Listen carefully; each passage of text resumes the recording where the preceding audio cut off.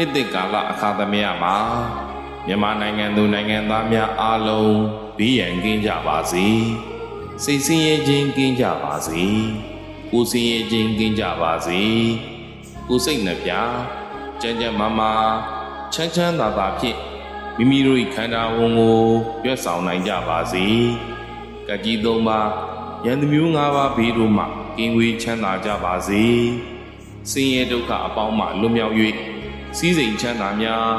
တိုးပွားနိုင်ကြပါစေလူအချင်းချင်းနှဲ့ပတ်ခြင်းကင်းရှင်းကြပါစေအထင်သေးခြင်းအချင်းချင်းကင်းရှင်းကြပါစေဆင်းရဲလိုခြင်းအချင်းချင်းကင်းရှင်းကြပါစေတဦးနဲ့တဦးကောင်းကျိုးလိုလားသောစေတနာမေတ္တာများအပြန်အလှန်ထားရှိနိုင်ကြပါစေလောကအကျိုးလူအကျိုးများကိုသယ်ဖို့ဆောင်ရွက်နိုင်ကြပါစေကိုယ်စိတ်ချမ်းသာခြင်းအကြောင်းကောင်းမြတ်သောခတ်သိမ်းဥသောအလုံးစုံကုန်သောမင်္ဂလာအပေါင်းတို့ဖြစ်တည်နိုင်ကြပါစေခတ်သိမ်းကုန်သောနတ်မြတ်နတ်ကောင်းနတ်အပေါင်းတို့အမြဲမပြတ်စောင့်ရှောက်ကြပါစေယရဏသုံးပါးဤ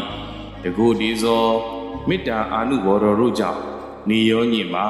ဘေခမပြတ်အခါခတ်သိမ်းကိုယ်စိတ်နှဖျားငြိမ်းချမ်းသာခြင်းရှိကြပါစေကုန်သတည်း